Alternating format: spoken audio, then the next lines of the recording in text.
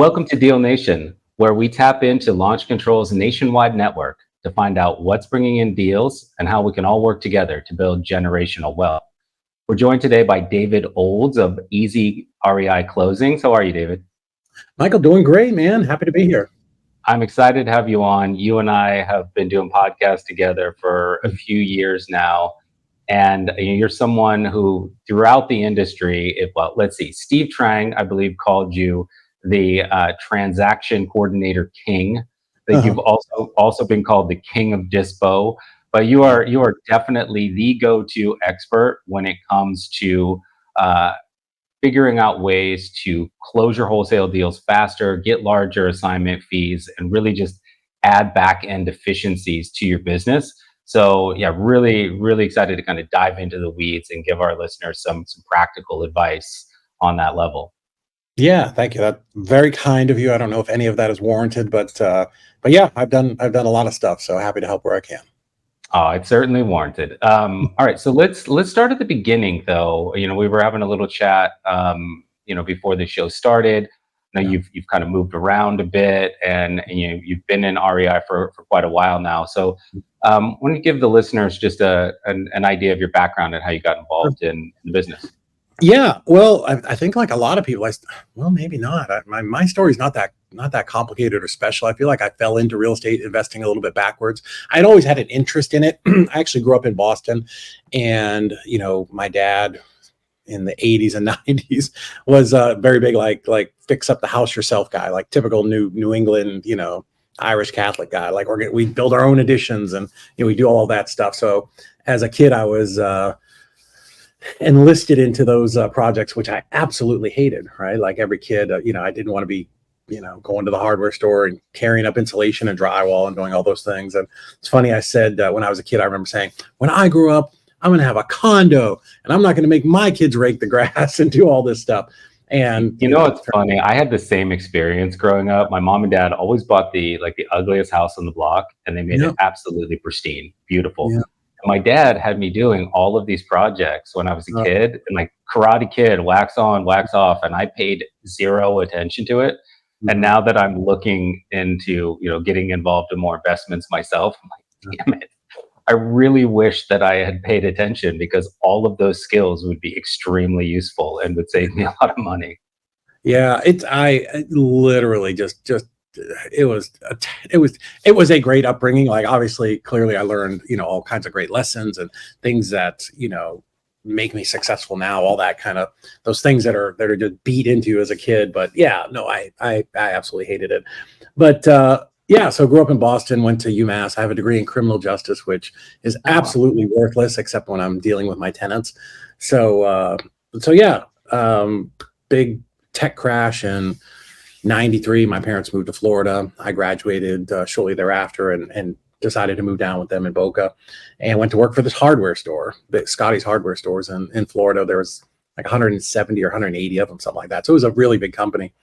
And I ended up in the retail world, managing retail stores and traveling all around and, merchandising, which is you go into a store and you kind of tear it all down and put it back up again and move things around. So remodeling retail stores, weirdly enough. And anyways, got married in 2002. My wife and I bought our first house and came out of the closing, and I couldn't understand why I bought it from Wells Fargo. So I remember saying to my agent on the way out, because this is 2002, like foreclosures, real estate, like none of the things today were a thing back then. So I said, hey, TJ, I don't understand. Like, why wasn't somebody there? Right. Because I was expecting like it to be a closing, kind of like I'd seen on TV. And why did I buy it from Wells Fargo? She's like, well, dummy, it's a foreclosure. Like, oh, like still had no idea what that meant. So anyways, because of how I was brought up, what was the first thing I did when I got into my house? I'm like, oh, well, we could replace this carpet. Oh, we could definitely fix these cabinets. Let's take the sliding glass door out and put French doors in, right?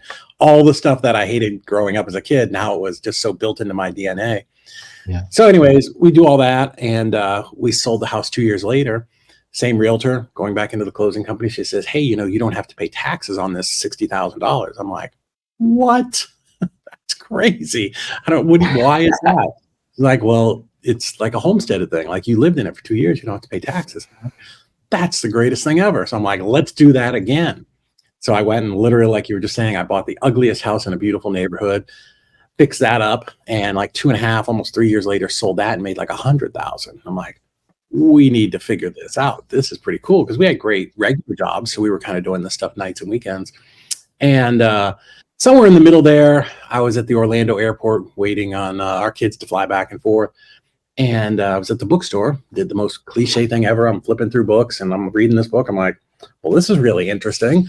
This is fantastic. Rich Dad, Poor Dad. And again, something, 9 out of 10 investors, that's how they got started. So yeah, it's amazing the impact that book had. It launched an entire industry or a couple of industries, I think, Yeah. I mean, I was at an event with Mike Hambright, Investor Fuel Mastermind, where Kiyosaki spoke last January. And dude, grown men were like fanboys, just seeing him, getting to go up and get a picture with him. It was crazy. But yeah, it's kind of like the real estate equivalent of like Comic-Con, it's like everybody's gonna come out and wait in line. Yeah, his views are a little extreme now. It's kind of kooky a little bit, but he wrote the book that got almost everybody in that room started. So it was really fascinating. But at the end of the book, he says, hey, if you want to learn about this, go out and get involved in a real estate group or, a RIA or a meetup or whatever it is. So, I've never claimed to be the smartest guy, but I can follow directions really well. So I got on my big computer, big monitor, and 2004, whatever, and it's like, web crawler, and found a local real estate investment association, a RIA, in Orlando, and went down there and got very involved. Didn't know at the time it was like the 3rd largest in the country, so it was very active. I mean, literally every single night there was some event someplace, right? A landlord meetup, the wholesaler meetup, the tax meetup. Like there was something every single night. So it was a really great place to get involved and kind of get my feet wet. I started doing some coaching and learning how to buy properties subject to. But our whole strategy back then was because we had jobs. I had a great job. My wife had a good job. I actually worked for 84 Lumber and ProBuild. So I was still kind of on the periphery of the industry. And so we started buying houses, fixing them on nights and weekends, and then reselling them, doing it over and over and over and over again until 2009, which was the end times, when the market really crashed. Yeah. And bought my very last house in Deltona, Florida. Tell me if this is a deal, if you think this is a deal. So very typical ranch style house, 3-bedroom, 2-bath. Bought it on a probate deal, which means somebody had passed away, so we were able to buy it from the estate. $97,000. Identical house, 1 block over, 2 blocks down, had just sold for $214,000. Oh, it's a deal, right? It's a layup deal.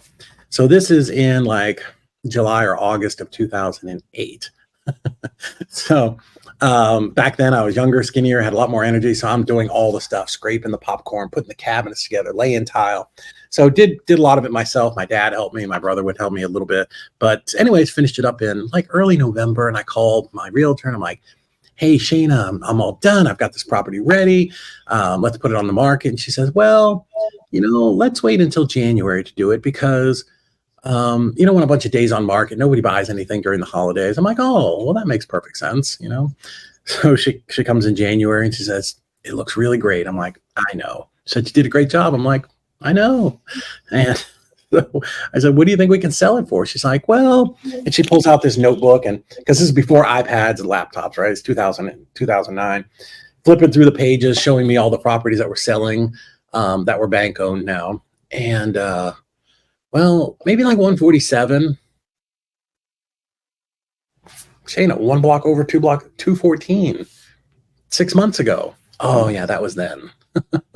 I'm like, well, what do you mean that was then? She's like, well, there are all these foreclosures. So what we didn't realize, Michael, was for like 5 years, every person who'd come through the RIA to speak was talking about buy pre-foreclosures, buy sub-2, do all of these different strategies. None of us, because this had never happened before, nobody had the forethought to think, geez, I wonder what the bank's going to do with these thousands of houses that they're taking back. Well, we figured it out. In late 2008, they just dropped them all on the market. So it took everything and just crashed the pricing. So, she tells me 147. I'm like, yeah, but those are foreclosures. My house is better. My house is nice. She's like, yeah, it is, but it doesn't matter. I'm like, I can't sell it for 147. That's crazy. And, at this point, we were kind of far enough in that we saw stuff was happening. We had decided we were going to relocate here to Chattanooga, Tennessee. So this was like my last big shot, right? I'm going to sell this. I was planning on making like 100 grand. We're going to get out. We're going to move to Chattanooga, go buy some apartment complexes, level up, do all the things, and couldn't sell the house. No matter what we did, like I told her, we'll do 159. And I thought I was the most magnanimous SOB who's ever walked the face of the earth, right? Like, I thought I was giving the world the best deal because I was a new investor. And so like didn't sell, dropped the price, didn't sell, dropped the price again, didn't sell. And finally, I think around April, I'm like, because I told my job I was leaving 84 Lumber. I told them I was going. And so like time was running out. So, because I'd been to enough meetups, I knew how to do like a lease option. So I ran around and put out a bunch of signs that said, owner will finance with $5,000 down. And that was literally, by the time we found somebody, both jobs were done.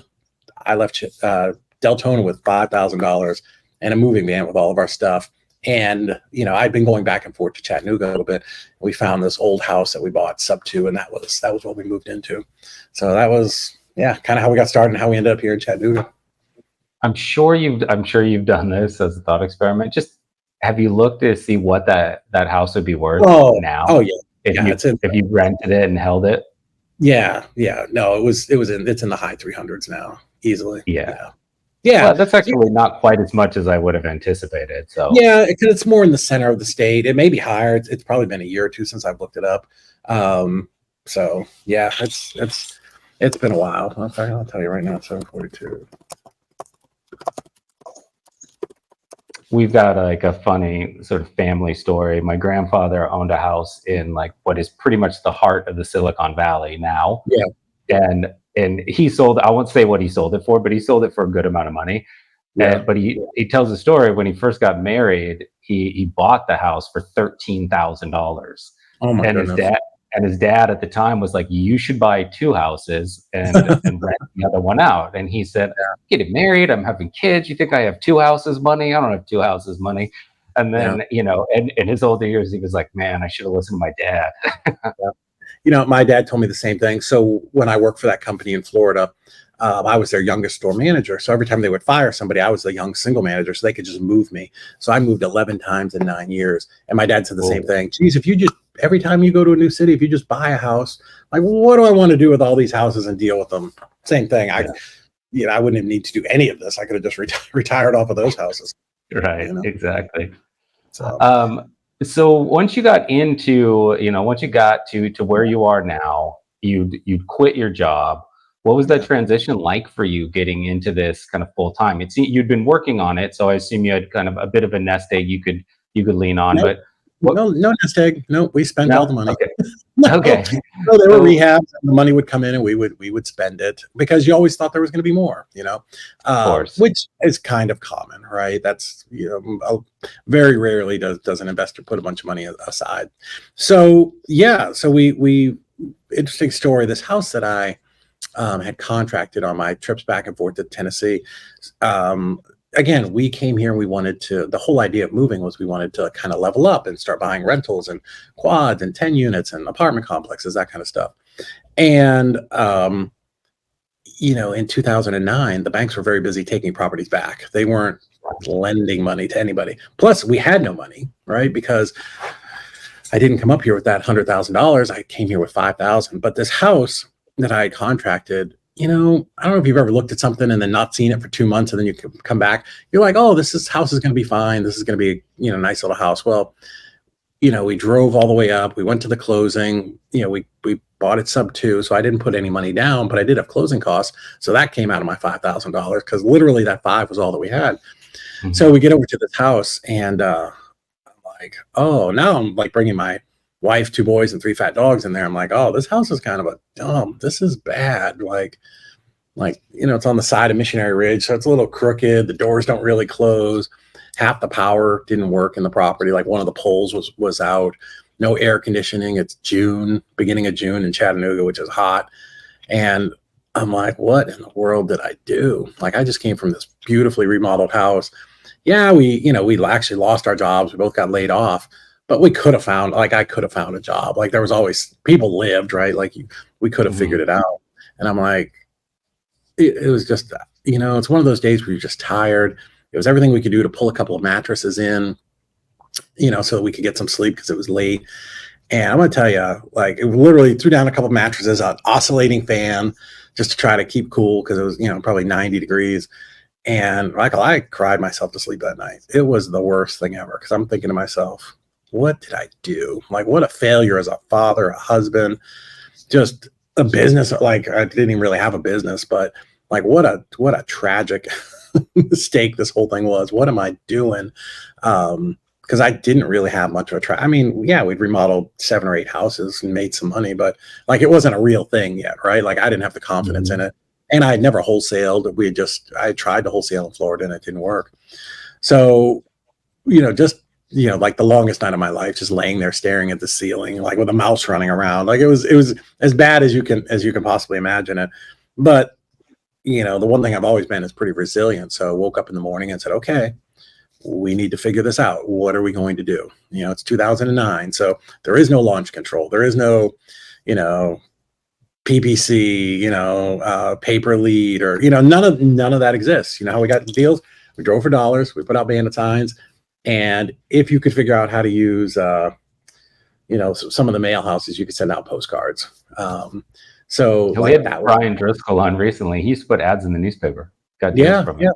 dude. Yeah. I used to go out and put out like those little pieces of paper with the tear off tabs, like I'll buy your house at laundromats and stuff. We did Yeah. all the little guerrilla marketing things. So yeah, so immediately I found a place where we could go buy some blank bandit signs. I started writing signs. We buy houses, we buy houses, we buy houses.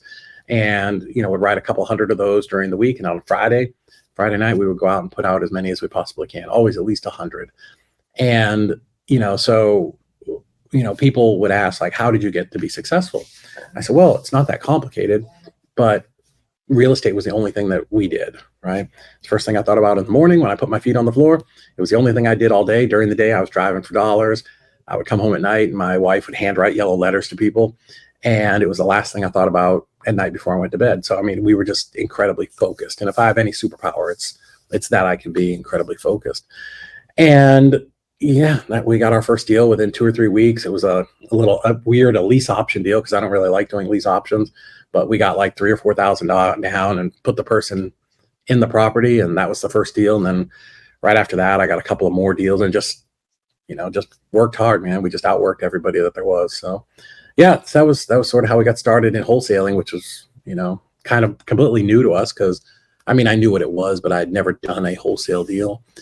And yeah, so that's 2009. Go ahead. I was just saying, and I find it interesting because now you said a lot of this stuff didn't exist in Yeah, 2008, 2009, but now with YouTube and social media, there's this yeah, narrative often of how easy it is to make money in yeah. REI. Like, Mhm. if you want to build generational wealth, the easiest path, and I stress easy, is REI. But every REI millionaire I know Mhm. had a "oh God, what did I do" moment, or Oh "oh my God, what did I do" like God. time span, and Mhm. usually it's, I mean, you can answer this question better than I can. For most people that have achieved like a lot of success in the Yeah. industry, what do you think their timeline was for most of them to go from like, I'm going to leave my job Mhm.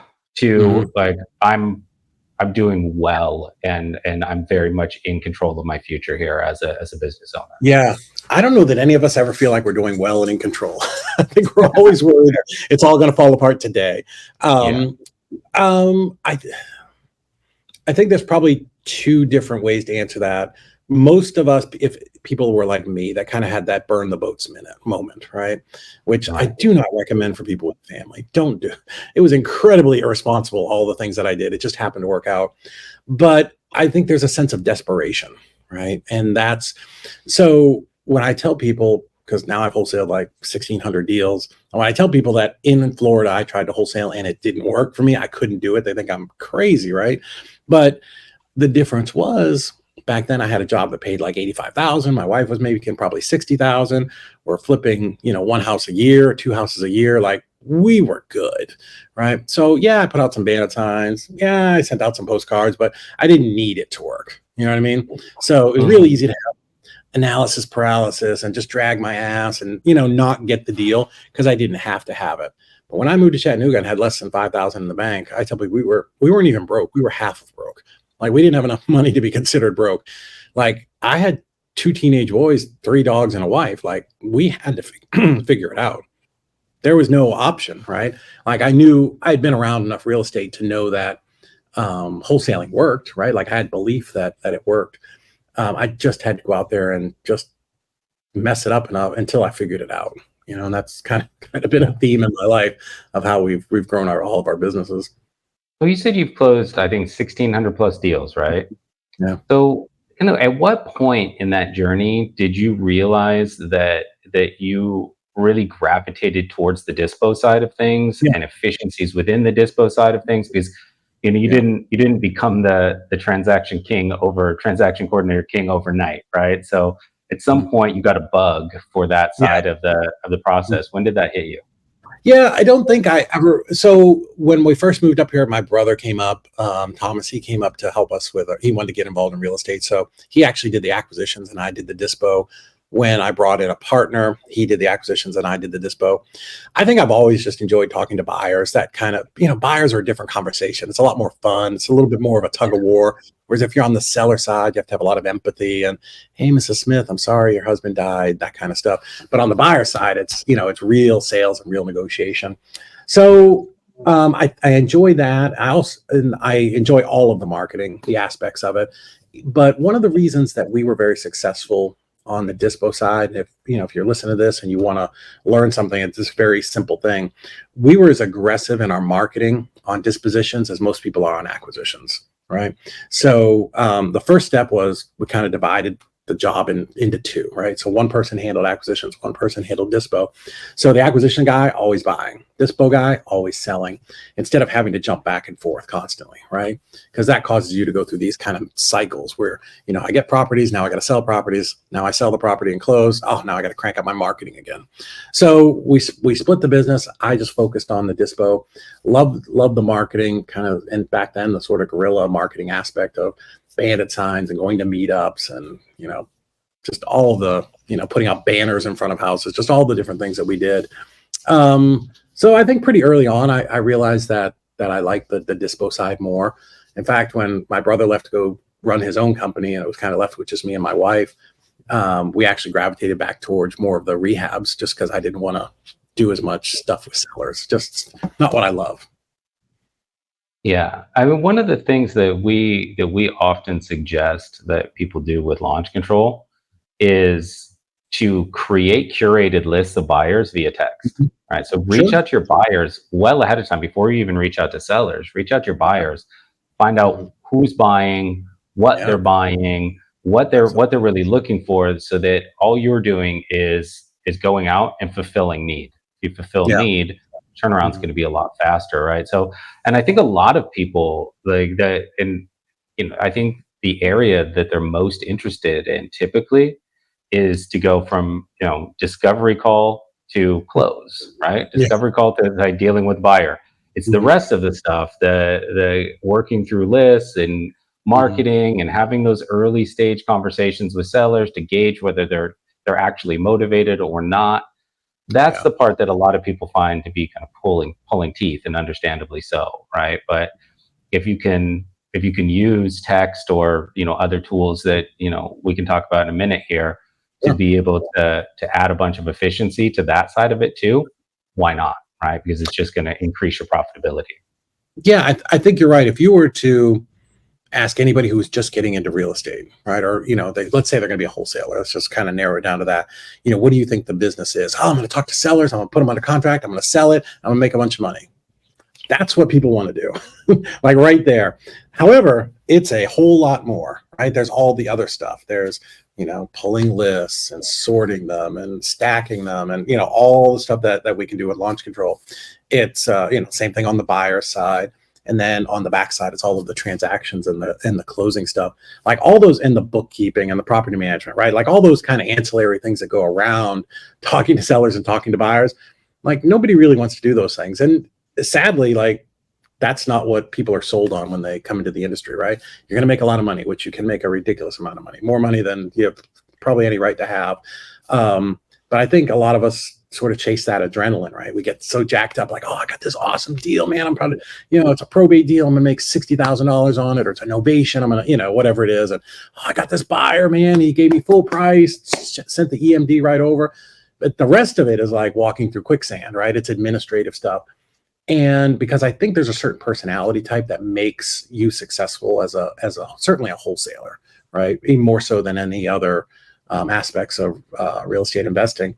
And that's that kind of adrenaline hustler mentality that, we're willing to grind it out and just do all the stuff. But we love that. We love that little adrenaline kick. And the rest of it is like, wah, wah, wah. It's not the fun stuff. Well, it's a good point, because I think with everything that goes into running a real estate investment business, right? If you truly wanted to do it yourself as a solo entrepreneur all the way through, right? Yeah. You would need to be efficient at marketing, not just marketing for real estate investment, but genuinely understand, PPC marketing, text marketing, direct mail, how to frame things on your website, how to leverage social media. That's just the marketing side, right? And then you need to understand sales tactics and how to have those conversations and advanced conversations with sellers. You need to have the financial acumen to know how to set up, run, and take advantage of tax implications for your business. There's all of things, right? And you can't be a subject matter expert in all of those things. You're certainly not going to find excitement or joy in all of those things. So I think you'd agree there are certain points in that cycle, that life cycle of a deal, where you need to be able to be willing to just say, I'm going to outsource this part, right? Or I'm going to bring in help for this part. Yeah, 100%. And that was the one thing that I would not do as a new investor. Even when we came up here, I was so resistant to it, because again, all of the things that make us great at what we do, as far as like, let me say this, every wholesaler is amazing at one or two, maybe three things, but probably one or two things, right, in your business. For me, it's dispo, and I love tinkering with the transaction. Some people love talking to sellers. There's just certain parts of the business that we're great at, like every business owner, but we're not good at everything, right? But because we're so amazing at something and we find so much success there, and you see this with, big CEOs, right, of some companies, they're really great at one thing, like building electric cars, and then they think they're going to be great at everything. But that happens to us, right? And because of that, we're afraid to outsource or bring in other people to to work for us, right? Because we're like, nobody's as smart as me, nobody works as hard as me, nobody's gonna put in as many hours as me. And all those things are true, but there is a limit of how much you can do in one day, right? Math and science tell us it's 24 hours a day. You can only work so many. And I did it. I mastered working 14, 16 hours a day for a long time. But then there becomes a ceiling on what you can do, right? There's just, and you become, of course, less productive after 8 or 10 hours. So yeah, you have to bring in some people, right? My preference early on was to hire, right? Bring them in and train them. But what I discovered over time is I can hire launch control to do this at a far higher level than I could possibly ever train somebody, right? I can bring in a great bookkeeper, for a fraction of the price of what I would have to pay someone to be in-house. So now the industry has evolved so much that there are these bolt-on services where I can just literally hire somebody today and bolt them onto my business tomorrow, and my productivity can quadruple or more, and I could literally bring in the best in the industry, to support me and help me grow. Yeah, we have a white glove service called Launch Leads that's specifically for that, right? To allow us to be the text engagement experts. All we need is a list, and we'll drive that to the point of someone saying that they're ready to be on a phone call with you, right? So you don't have to actually touch any of the text marketing. And to your point, then you don't have to become an expert in that. That's one thing that you can take off of your plate, right? And allow yourself to really focus on, because it's sort of a corporate, what do you call it, axiom, I guess, right? Where you hire people that are great at things that you're not great at, right? Right. And just having the self-awareness to say, no, this is not my strength, right? Like the accounting side of it is not my strength. I'm going to Right. hire someone. I'm going to outsource this part-time. I don't need to bring someone on full-time. Right. I don't need to eat into my profitability too much. But on a part-time or fractional level, I'm going to bring someone in to just work the books because I hate that part of it, right? Yeah. Or if I hate doing I hate doing discovery calls. I'm great at all of the dispo side. I love working with buyers. I'm impatient and not very empathetic with Yeah. sellers. So I don't want to do that part. And you hire somebody who is empathetic and is Yeah. great at connecting Yeah. with the homeowners. And it's worth it because you're able to focus on the things that you're really good at, and the things that you're really good at have an outsized impact on the Mhm. success and profitability of your company. 100%. The best book I've read in the last year was Buy Back Your Time from Dan Martell. And that's what he talks about. He's like, yep, nobody's going to be as good as you or as smart as you or as work as hard as you, but they will be 80% as good as you. And 5, 6, 10 people working at 80% of your level is far better than you doing 100%. Wow. And what you're going to see in your company is when now you're just focused on the parts of the business that really give you joy and really kind of, it's the stuff that gets you up out of bed in the morning, and the thing that you are great at. Now you're going to see your company just really skyrocket because you're just pouring all of that energy into one thing instead of like, oh, 20% of my time is in the thing I love and 10% is in bookkeeping and 15% is in transactions. And you know what I mean? You're getting so spread out so thin. So 100% agree with everything you said. So let's dive into the dispo side of things. Like Yeah, with that in mind, let's sure. kind of segment the dispo side of it and think of it let's think of it in terms of skill sets, right? Like Yeah. these are the things that you're going to need to do. These Mhm. are these are the required skill sets within those factors, and then maybe help people identify in that process, what they feel like they'd be really good at versus Mhm. what they might want to outsource in that Yeah. in that side of Mhm. the Mhm. process. Yeah. So Dispo, what's the easiest way to explain it? Dispo, it's a more confrontational call for sure than acquisitions. Sure, people could tell you, I'm not interested in selling click.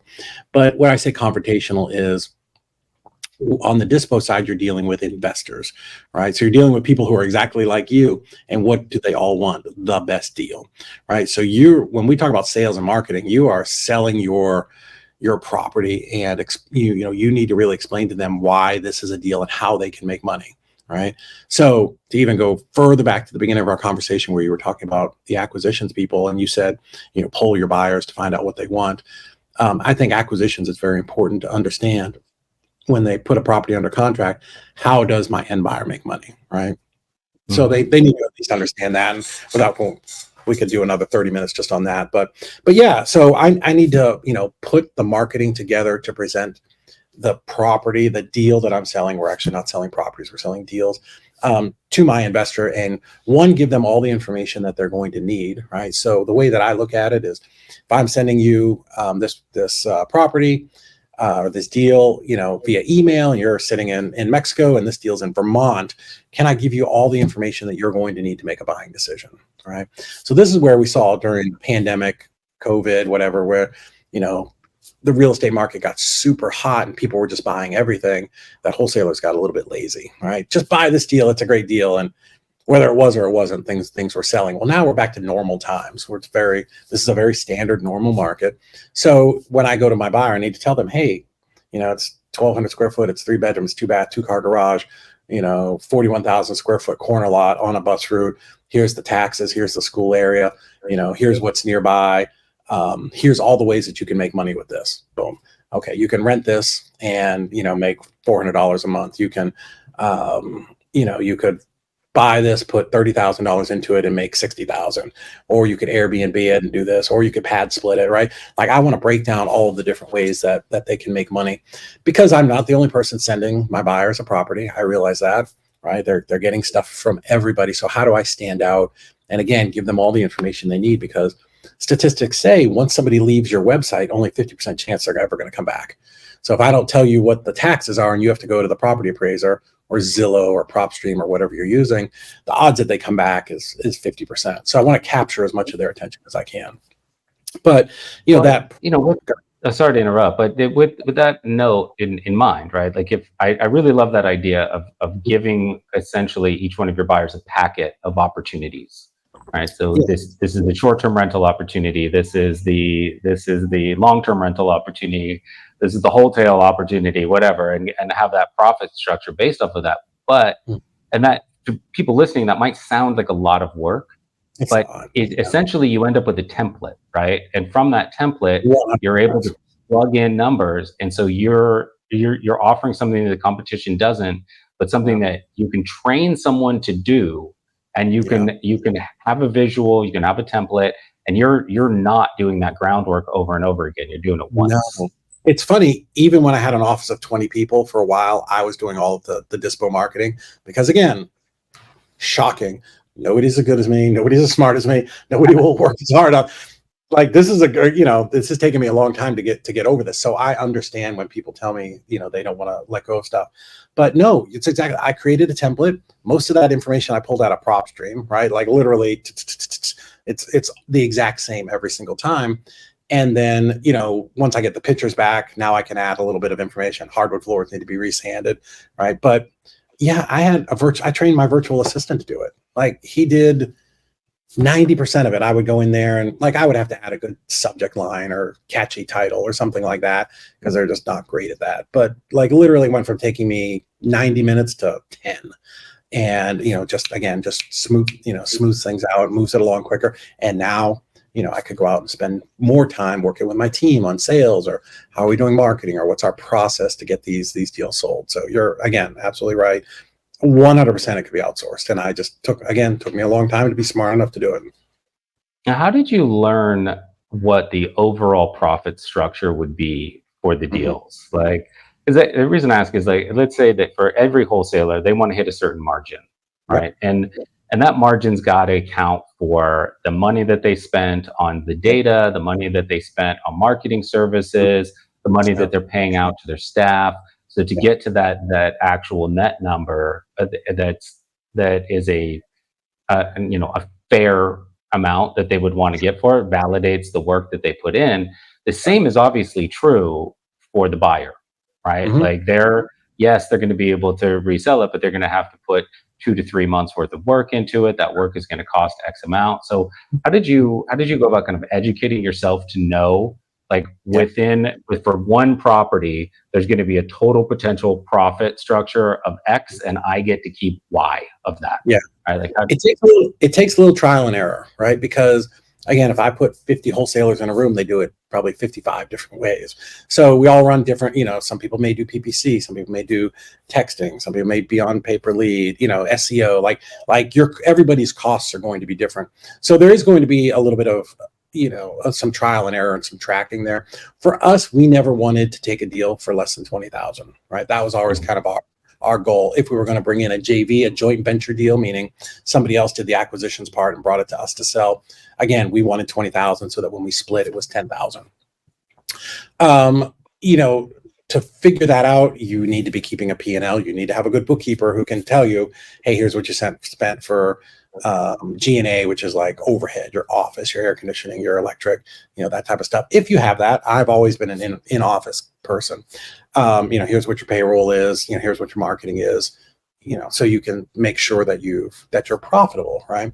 So if we weren't, and maybe we need to be at 25,000, and we'll talk about that, how we would get to that number in just a minute. Like, we this isn't a hobby. We want to do this, one, to make sure all of our people were getting paid, but also that we as the owners were getting paid. But how we would look at, and I do this very different than probably a lot of people, when we're looking at our property and what we're going to contract it at, the first thing is, I don't do the 70% of ARV minus repairs and all that stuff, because, one, I have no idea where you live, what the cost of tile is. No idea. It's not going to be the same as Chattanooga, and Chattanooga is not going to be the same as Seattle, Washington. So what I do, and I discovered this 15 years ago, 12 years ago, whatever it was, we would just look at, what are houses like this selling for cash? right? Which makes it difficult in non-disclosure states, right? But that's why we typically didn't go there other than Texas. So if I have a 1975 brick ranch, 3-bedroom, 2-bath, and I go to PropStream or Privy or any of those comping services, what is that house selling for cash, right? What if similar houses for? Because that's the teacher's edition of the book. That's the answer, right? Now, do I got to look at my house and go to Google Street View and look at it and go, oh, okay, yeah, those look pretty similar. But you can dial it in pretty close. And if you know what your cash buyers are paying, well, then you can work backwards from there. If I know that cash buyers are paying between 140 and 160, right, then I want to contract it. My first offer to my seller is probably at 110, right? Because that's a $30,000 spread, and then I can negotiate up from there. So that's the way that we always approached it. So, I kind of felt like you were getting to I don't want to be out there with a deal that's priced too high, because if it's priced too high, the buyer's not going to buy it because they can't make any money on it, right? This is why most deals, a lot of deals end up dying out there. So yeah, so we always start with the end in mind. What is our buyer willing to pay? And we'll work backwards from there. Did we get $8,000 deals? Of course, right? There's always some unknown out there that maybe you didn't know, but sometimes we thought it was going to be a 20 and it turned out to be a 50, right? So the law of averages kicks in. So I love the idea of working backwards from what you're going to be able to sell it for to the buyer, right?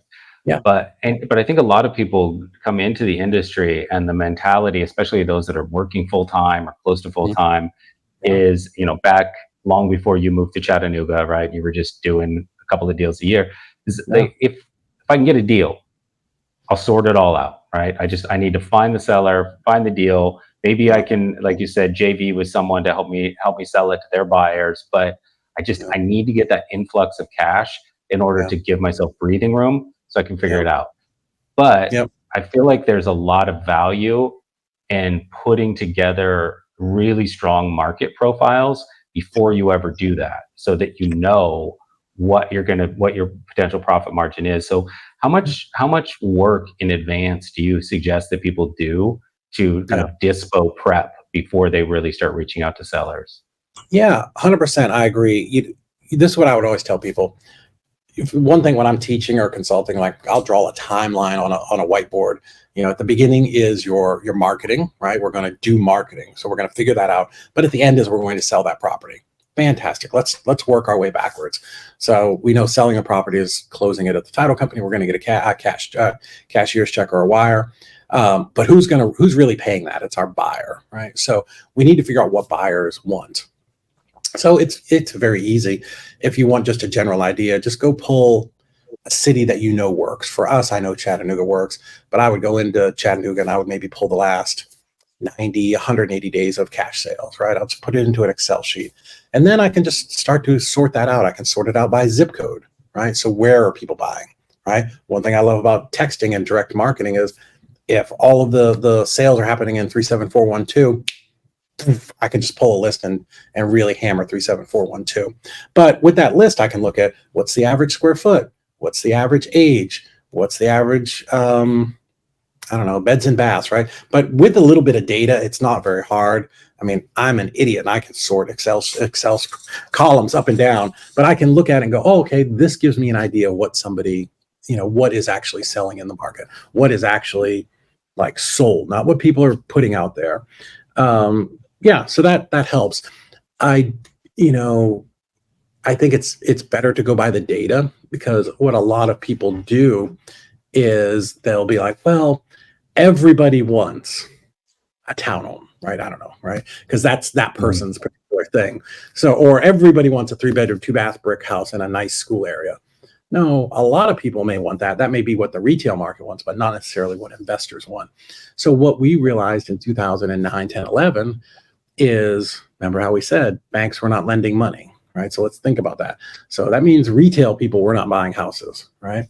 So what should you not be doing if a retail person is not buying houses? You should not be rehabbing, because what are you going to do with that property, right? Everything is a production line. Who's going to buy this property? Nobody. It was because no banks were lending. So who did we focus on? We focused on landlords who wanted to buy really cheap properties, right, in the bad area of town, where whatever you want to call it, and that could buy them for 15 to 25,000 back then, a long time ago. Those are $100,000 houses now, but and then rent them for $800-900 a month. That was what we focused on because we realized that's what the market was buying, right? Mhm. So we looked at that. What are they buying them at? What zip codes? And we could really, even with our bandit signs, we knew I'm going to go focus on this area and do my marketing. I mean, I think that people coming in, oftentimes they want to do business in their own backyard Sure. because they, Yeah. see, sight, feel, right? Mhm. But Yeah. those backyards aren't necessarily the best markets to get into, for in terms of like what's selling, right? So Yeah. for you, from a dispo side of things, like how can people go about identifying a really Yeah. strong market? Because it's obviously wholesalers are going in and saying, where are the distressed properties, but Yeah. where are those distressed properties then selling to buyers? Right. How do you sort that out?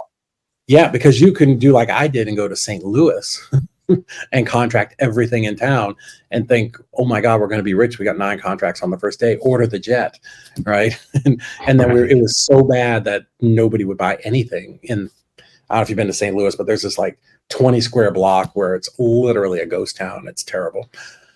But yeah, the easiest way is to find a market that works. So for us, and I'm always a big proponent of starting your own backyard if you can. Um, Doing the business remotely is a higher level of difficulty because when I'm local, I can go stand in the house. I'm like, oh, the floor is crooked, it smells like sewage. Like, oh, there's hookers next door, right? Whatever, right? Like I can see it, feel it, touch it, taste it. Where when I start going virtual, I really only have the person on the phone. Are they going to lie? Maybe, maybe not. Honestly, I don't think they do most times. Typically, the problem is I didn't ask the right question, or my acquisitions person didn't ask enough questions. We get very excited because we want the deal. So yeah, I would always recommend, starting local. It just gives you a good foundation to work off of. But yeah, find a market. For me, again, it was Chattanooga. So every time I went to another market, even if it was today and you said, hey, let's go to Richmond, Virginia, great. I'm going to, again, go pull the last 90 days of cash sales in Chattanooga. Oh, it was 324 cash sales. Great. Well, that's a market that I know works, that I know will support my business. So let's go pull Richmond. Is it above, below, or the same? If it's the same or above, cool. I'm going to start to look at a couple of other things, but I know at least now that's good. But if there were 4 cash sales in Richmond over the last 90 days, I'd be like, not where I want to be, right? It's not a place to be because, we're in the business of selling stuff, right? So I may think Birmingham is going to be the greatest market ever, but it's just not, right? There's the problem with Birmingham is actually the opposite. There are a lot of sales, but there's so much inventory that the sales are very low, so it's very difficult to get in a high assignment fee. So yeah, ultimately, pick a market that works. If you're a new investor, I wouldn't go to Charlotte, right? Because everybody and their brother goes to Charlotte. But I might look at some of those like outlying towns, Gastonia, or, some of those little small places on the periphery that are like right next to the big city. So yeah, maybe a small 30,000 people there, but literally if somebody's buying in Charlotte, they will go 3 blocks over to buy into Gastonia. But yeah, I want to look at what cash sales, is there activity happening there? And the other thing I like to look at is I'll go and pull, just a little graph like city-data.com, I think is what it is. But what have the rents done in the last 5 or 10 years? Have the rents been going up? Because if the rents are going up, it means something's happening in the market. And typically that's a sign that investors want to be there because they can make more money. They know that their investment is going to get better over time. Is it speaking of rents going up? Like I'm from California originally, Yeah. and the San Francisco Bay Area is very expensive, right? And so the price increases within the Bay Area drive people further and further out from the center, basically, right? The circle keeps going out further. So there are these areas and that previously had pretty low home prices, where the home prices are going up consistently every year. Is that a good marker to look for areas where the rise in rent could potentially sort of increase the size of the circle of where people are willing to live? Yeah, it's what you're describing is called the path of progress, right? So the downtown area, it's kind of like the center of a tree stump, right? That little very center, and then progress grows out in some direction. And maybe kind of go out this way. It typically doesn't go in an even circle, right? Because maybe it's going between the mountains or along the ocean, whatever it is. But yeah, you want to look and see like where are people moving to. And one thing that I like to look at, if I'm remodeling or going into a new market, is why are people living here? Like, what's going on here? Why are people moving here? Like, where was I just at? So, I travel a lot. I was just in some city. Maybe it was outside of Dallas. But yeah, that was my question. Is like, well, what's going on here? Like, why are they building these new houses? Is there a new refrigerator factory or an Amazon? Like, what is happening here? I just want to understand what's going on there. Like when we came to Chattanooga, Volkswagen had just announced their first production facility in the United States, which was a big deal. It was going to bring 20,000 jobs to a county of 200,000, 10%. That's an astronomical off the charts growth.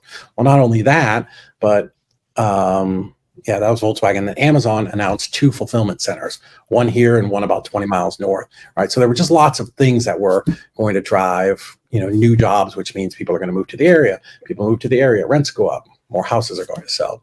So yeah, you're just looking for something, to show you that there's a reason why investors might want to put their money here. A fantastic book by a guy named Dave Lindahl is called Emerging Markets. Like, that's the best book. If it's like a textbook on how to do this. Fantastic. Great. A question, this is something I've always been curious about. So you've done, I know you've done over 1,600 deals. How many deals, ballpark, do you think you've done in the Chattanooga area, in your kind of home base? Well, how many deals were in Chattanooga? And surrounding, like in the general area?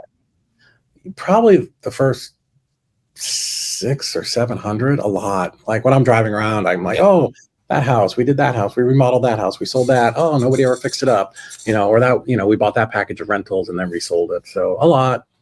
Yeah. Okay, perfect. So here's a question I've always had, like 700 deals, right? Yeah. I'm assuming you didn't have 700 buyers.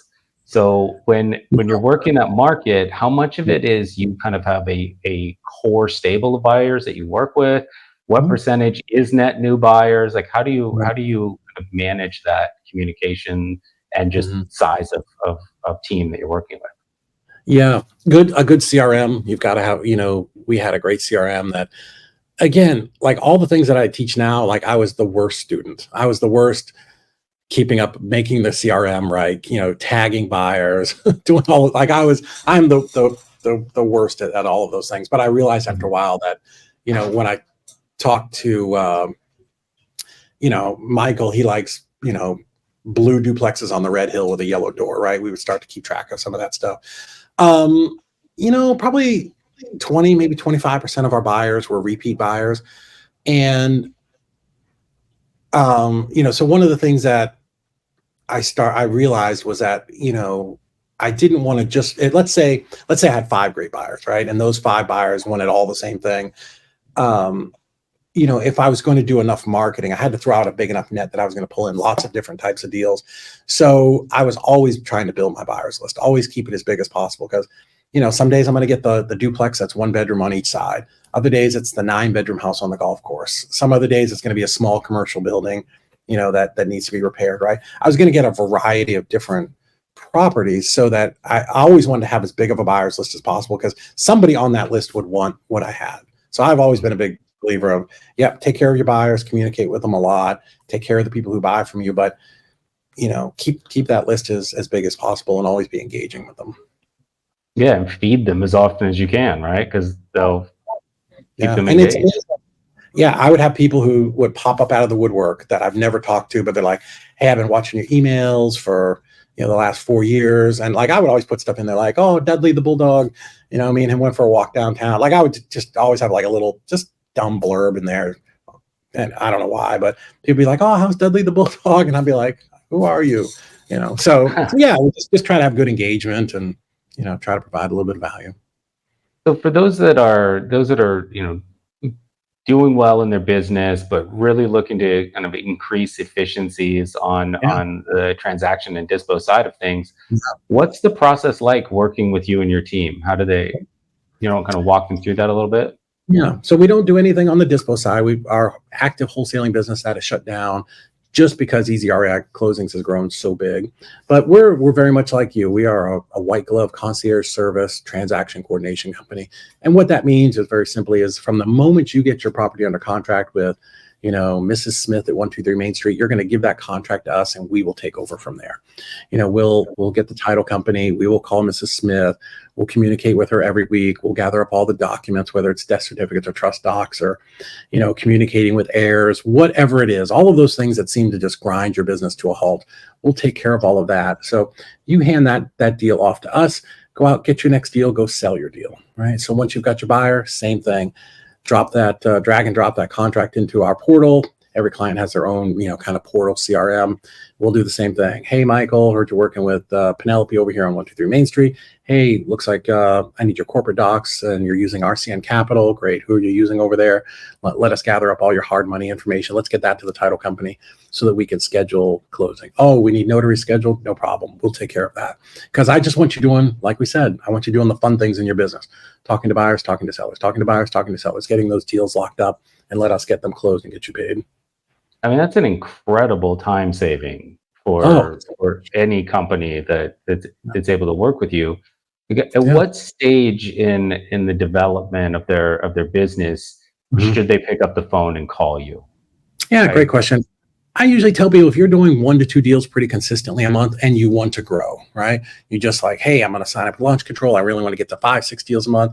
I'm really going to ramp up my marketing. You should be talking to us as well because you'll get those contracts very quickly. And then what will happen is, you're going to be like, I Love Lucy at the end of the conveyor belt, right? With all the pies and all the contracts and trying to juggle it. And again, you're going to get a bunch of contracts and then you're going to try to close them yourself. And then you're going to bring everything to a halt. And that's where you start getting that massive cycle. So no, if you decide you're ready to go and you want to scale your business, we should 100% be having a conversation. Okay, yeah, that's great. It really goes into what we've brought up a couple times in this conversation, but really honing in on the things that you're great at because Right. those things are going to equal higher profitability. So on the front end, if you can outsource text communication to Launch Control and have launch leads handle it for you so that all you're doing is having conversations with sellers about their home, right? Yeah. And then if you're able to do what you're good at and get that to the point that it's ready for transaction coordination and then they can pass that off to you and then Mhm. turn back to those leads that are ready to get to the point of that. There's a lot of money in that, right? So it helps to break down your business into those core areas where you are able to potentially outsource as long as the profit structure is there to allow you to do so because it can free up that time necessary for you to really hone in on what you're great at. Yep.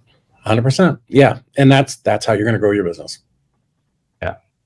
All right. Well, David, thank you so much for coming on. It was really enlightening as always. I think anybody that is just, like I said, looking to really free up some time and just to learn from someone who has been around this business for a long Mhm. time and is a voice that everyone really trusts, especially on that buyer connection and transaction coordination side. Reach out to David. Reach out to his team. Leverage them if you're ready to do so. Yeah. And yeah, David, we should get you back on. We'll pick another topic and really kind of hone Yeah. We in. can, I, lo- we can I go love deeper on getting your dispo, owner financing stuff, all that. So we can yeah, chat. I would love that. I love getting your insights, and I think our listeners would be, you know, would we could really benefit from it. So I'll loop back with you. We'll get you back on the show. Nice. Awesome. Well, always a pleasure to be on, man. I appreciate it. All right. Thank you, sir. Have a great afternoon. Bye.